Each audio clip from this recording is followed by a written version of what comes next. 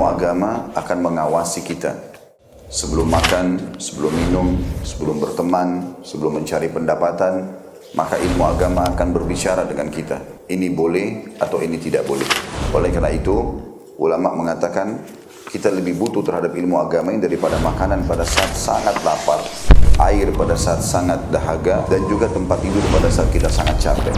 Ghazwa TV, media dakwah masa kini. Innal hamdalillah nahmaduhu wa nasta'inuhu wa nastaghfiruh wa natubu ilayhi wa na'udzu min shururi anfusina wa sayyiati a'malina may yahdihillahu fala mudilla lahu wa may yudlil fala hadiya lahu wa ashhadu an la ilaha illallah wahdahu la syarika lahu wa ashhadu anna Muhammadan 'abduhu wa rasuluhu la nabiyya wa la rasula ba'dahu sallallahu alaihi wa ala alihi wa sahbihi wa sallam tasliman katsira. Qala Allah Ta'ala fi kitabihil karim, ya ayyuhalladzina amanu taqullaha haqqa tuqatih wa la tamutunna illa wa antum muslimun.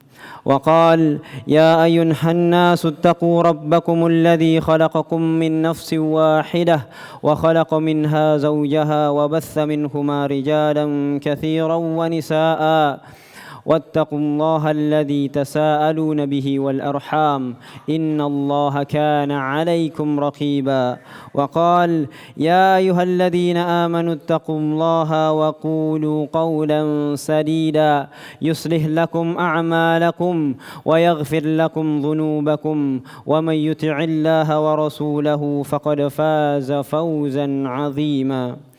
أما بعد فإن أصدق الحديث كتاب الله وخير الهدي هدي محمد صلى الله عليه وسلم وشر الأمور محدثاتها وكل محدثة بدعة وكل بدعة ضلالة وكل ضلالة في النار. معاشر المسلمين, hadirin jamaah sidang Jumat rahimani wa rahimakumullah. Seluruh manusia membutuhkan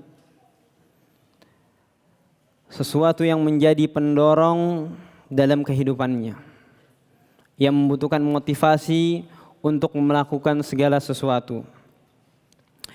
Terkadang seorang rela bersusah payah, bangun pagi, pulang malam untuk mendapatkan ma'isyah. Ada juga yang berbisnis sampai ke negeri yang jauh sana dengan mengharapkan keuntungan yang besar. Atau mungkin ada yang belajar hingga sampai ke perguruan tinggi atau bahkan sampai ke S3 sekalian demi meraih keberhasilan. Semakin besar penghargaan yang didapatkan, semakin besar pula semangat untuk mengerjakannya. Hadirin rahimani wa rahimakumullah. Lalu apa sebetulnya penghargaan terbesar yang dapat diraih oleh seorang hamba yang mukmin ataupun muslim? Jawabannya bukan itu semua. Bukan harta, bukan kedudukan, bukan pendidikan, bukan juga pujian manusia yang terkadang datang, yang terkadang pergi. Tapi penghargaan bagi seorang hamba yang beriman, bagi seorang muslim, adalah ketika Allah Subhanahu wa ta'ala mencintai dirinya. Dan ini yang disebut dengan mahabbatullah, cinta Allah Subhanahu wa ta'ala kepada hambanya. Kita bisa bayangkan bahwasanya Allah Rabbul Alamin, pencipta segala sesuatu, pengatur langit dan bumi dan di antara keduanya, yang di tangannya lah segala pemeliharaan bumi dan langit, mencintai seorang hamba yang lemah, yang kesalahannya begitu banyak, yang penuh dengan dosa, maka tidak ada kemuliaan selain cinta Allah Subhanahu wa ta'ala. Tidak ada kemuliaan yang lebih tinggi dibandingkan mahabbatullah. Karena itu Rasulullah SAW memberikan dan menguatkan kabar gembira ini dengan sabdanya, "Idza ahabballahu 'abdan assalahu." Jika Allah mencintai seorang hamba, Allah akan mengoleskan untuknya madu. Lalu para sahabat mengatakan, "Wa ma assalahu ya Rasulullah?" Apa maksudnya mengoleskan madu wahai Rasulullah? Karena ibarah ini belum ma'ruf di kalangan mereka. Kata Rasulullah sallallahu alaihi wasallam, "Yuwaffiqu lahu 'amalan salihan baina yaday ajalihi hatta yarda anhu jiranuhu aw man hawlahu." Apa maksud dari mengoleskan madu di sini? Kata Rasulullah, Allah memberikannya taufik. Seragamnya ia dengan keinginan Allah Subhanahu wa taala untuk beramal saleh menjelang ajalnya. Hingga tetangga-tetangganya ataupun orang-orang di sekitarnya merasa ridho dengan orang tersebut. Hadis ini mengungkapkan dengan ungkapan yang begitu indah. Rasulullah SAW menggambarkannya dengan madu. Karena madu adalah hal yang disukai, ya, dan meninggalkan kesan yang baik bagi orang yang mengkonsumsinya. Demikian pula hamba Allah Ta'ala, ketika Allah cintai, maka Allah akan menghiasi akhir hidupnya dengan amal-amal saleh, sehingga namanya akan dikenang sebagai orang yang saleh. Lisannya sebelum ia meninggal akan dibasahi dengan zikir-zikir kepada Allah Subhanahu wa taala. Anggota badannya akan disibukkan dengan ketaatan, dari satu ketaatan ke ketaatan yang lainnya. Dan orang-orang akan mengenalnya dengan orang yang baik. Bahkan bukan hanya itu, hadirin rahimani wa rahimakumullah. Ketika Allah mencintai seorang hamba, Allah akan menjaganya dari sesuatu yang dapat membinasakannya. Rasulullah SAW bersabda, "Idza ahabballahu 'abdan hamahu dunya kama yahmi ahadukum maridahu al-ma'a." Jika Allah mencintai seorang hamba, maka Allah akan melindunginya dari keburukan dunia. Sebagaimana salah seorang dari kalian melindungi orang sakit di antara mereka dari air. Perhatikan lafaz kenapa harus air. Ini satu analogi yang mungkin kita rasakan. Terkadang tabib atau dokter melarang seseorang itu menggunakan air karena mudarat buat dia. Dan Allah juga dianalogikan seperti itu, seakan-akan Allah Subhanahu wa taala menghindarkan dari sesuatu yang diinginkan padahal itu mudarat buat dia. Ya. Maka Allah terkadang menjaganya dengan tidak menakdirkannya dengan sesuatu yang dia inginkan karena itu mudarat buat dia. Sebagaimana dokter melarang seseorang yang sakit dari air. Dan yang lebih menakjubkan lagi hadirin sekalian rahimani wa rahimakumullah, sabda Rasulullah sallallahu alaihi wasallam, "Idza ahabballahu abdan da'a Jibril faqala inni uhibbu fulanan fa'ahibbahu." Jika Allah mencintai seorang hamba, dia akan memanggil Jibril dan berkata, "Sesungguhnya aku mencintai fulan, maka cintailah ia wahai Jibril." Fayuhibbuhu Jibril, maka Jibril pun mencintainya. Tsumma yunadi fis sama', maka Jibril menyeru kepada penduduk langit, "Innallaha yuhibbu fulanan fa'ahibbuhu." Fayuhibbuhu ahlus sama'. Sesungguhnya Allah mencintai fulan, wahai para penduduk langit, maka cintailah ia, maka penduduk langit pun mencintainya. Tsumma yud'u lahul qabulu fil ard. Lalu Allah menjadikan orang tersebut diterima di dunia. Subhanallah, betapa banyak manusia yang menghabiskan hidupnya untuk mengejar penerimaan dari orang lain, dari makhluk lain. Padahal kalau kita mau cermati hadis-hadis yang sudah disebutkan, penerimaan harusnya berawal dari penerimaan Allah Subhanahu wa taala. Dari cinta Allah kepada hambanya, Allah akan membuat seorang akan diterima di dunia maupun di akhirat. Karena itu seorang mukmin tidak menjadikan tujuan tertingginya sekedar mendapatkan dunia. Yang ia jadikan sebagai tujuan tertingginya adalah kecintaan Allah Subhanahu wa taala kepada dirinya. Bahkan ikhwas sekalian rahimani wa rahimakumullah, terkadang kita susah untuk beribadah. Tidak khusyuk.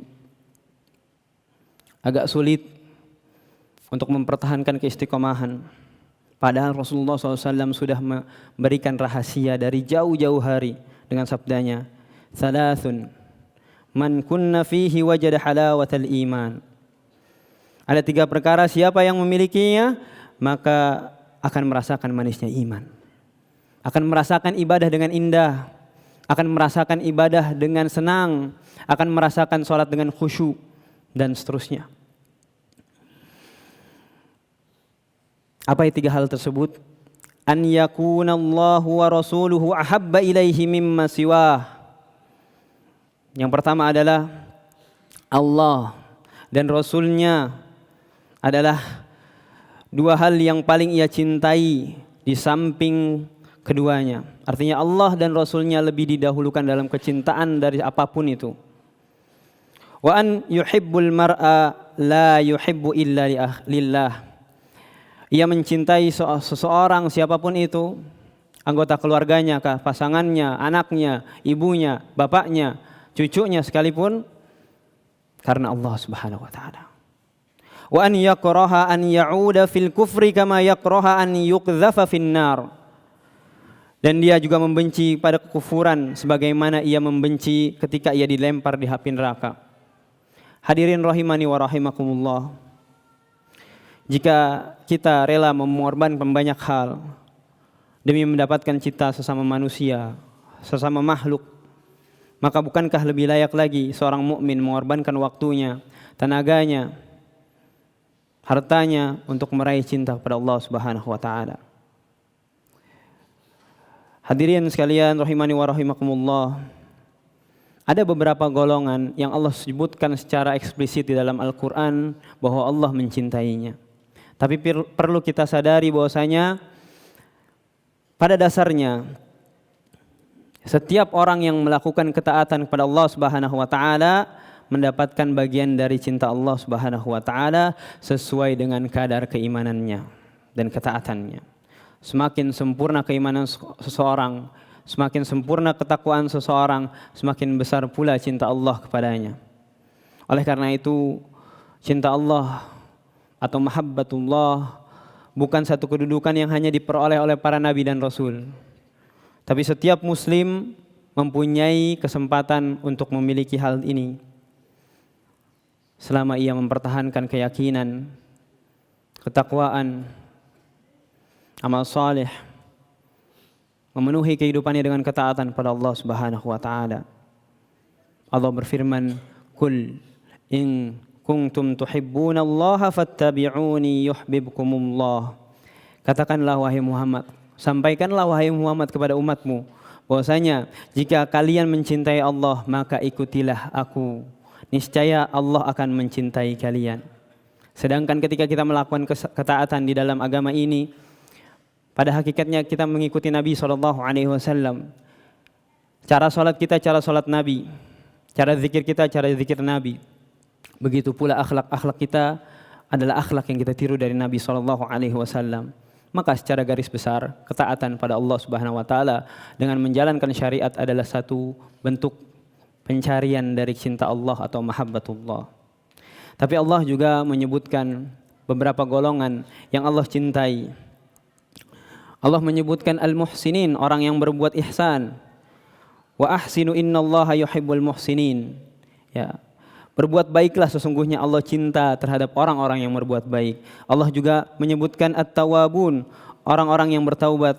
Innallaha yuhibbut tawwabin, sesungguhnya Allah mencintai orang-orang yang bertaubat.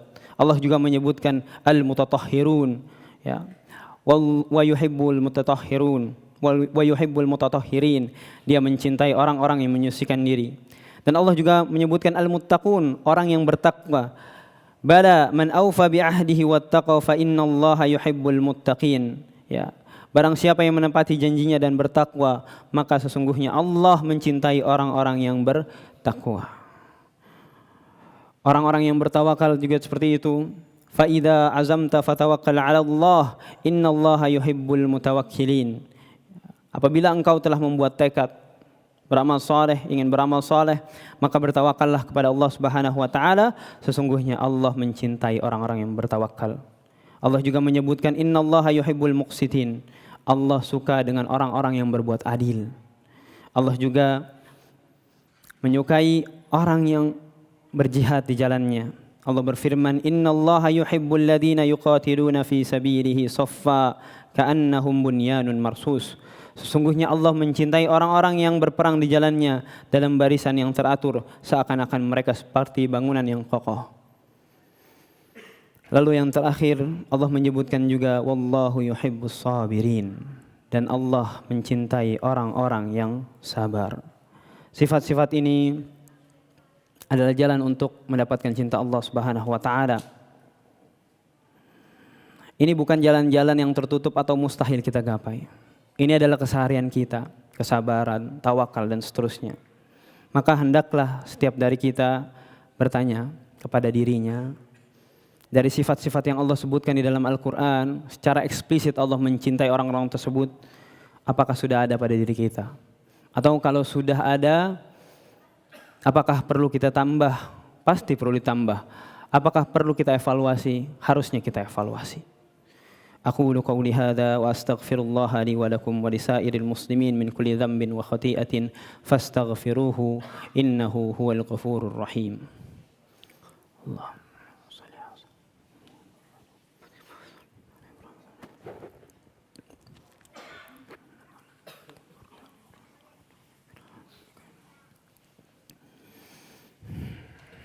Alhamdulillah, wassalatu wassalamu ala rasulillah wa ala alihi wa sahbihi wa man walah. Sifat-sifat yang dicintai oleh Allah Subhanahu wa taala, hadirin sekalian rahimani wa rahimakumullah, bukan hanya sekedar konsep atau teori. Allah memperlihatkan kepada kita teladan nyata para nabi dan rasul. Kita tarik satu kelompok golongan, yaitu Allah yuhibbus sabirin. Allah mencintai orang-orang yang sabar. Contohnya adalah Nabi Ayub alaihi salam. Bahkan Allah Subhanahu wa taala sampai menjinggungnya di dalam Al-Qur'an, inna wajadnahu sabira ni'mal 'abd innahu awwab. Sesungguhnya kami dapati Ayub alaihi salam adalah seorang yang sabar. Sesungguhnya dia amat taat kepada Tuhan. Diriwayatkan bahwasanya ketika Nabi Ayub alaihi salam terkena penyakit yang begitu lama, mungkin lebih daripada 10 tahun. Dikatakan kepadanya, istrinya berkata kepadanya, seandainya engkau berdoa kepada Allah Subhanahu wa taala, ya, pasti akan dijabah. Karena dia seorang nabi. Lalu apa yang Ayub katakan? Ayub malah balik bertanya, berapa lama masa kesenangan kita dahulu? Istrinya menjawab, 80 tahun. Apa yang Ayub katakan?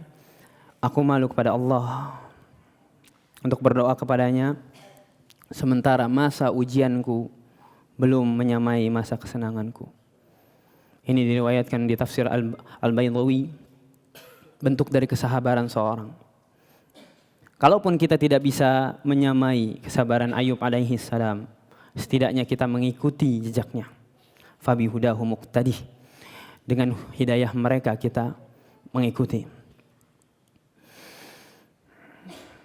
Lalu jika demikian agungnya mahabbatullah, orang-orang yang Allah cintai, maka tidak mengherankan apabila para nabi dan rasul dan orang-orang saleh menjadikannya sebagai satu permohonan terbesar dalam doa-doa mereka. Sebagaimana Nabi SAW menyebutkan kana min du'ai Daud. Dulu Nabi Daud alaihi salam berdoa, Allahumma inni as'aluka hubbak. Ya Allah, sesungguhnya aku memohon kepadamu kecintaanmu.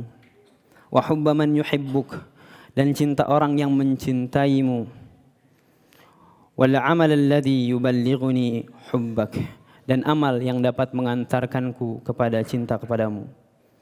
Allahumma ja'al hubbaka ahabba ilayya min nafsi. Ya Allah, jadikanlah cintamu lebih aku cintai daripada diriku sendiri. wa ahli, dan dari keluargaku sendiri, wa minal ma'il barid, dan dari air yang dingin. Seakan-akan doa ini menggambarkan bahwasanya cinta kepada Allah sebagai suatu yang paling berharga dalam kehidupan kita. Lebih kita cintai daripada diri kita sendiri, dari keluarga, dan dari berbagai macam kenikmatan. Inilah cinta para nabi, cita-cita para nabi, cita-cita para orang soleh dan seluruh hamba yang mengenal Rabb-nya. Bukan sekedar mencintai Allah, tapi juga mencintai Allah Subhanahu wa Ta'ala.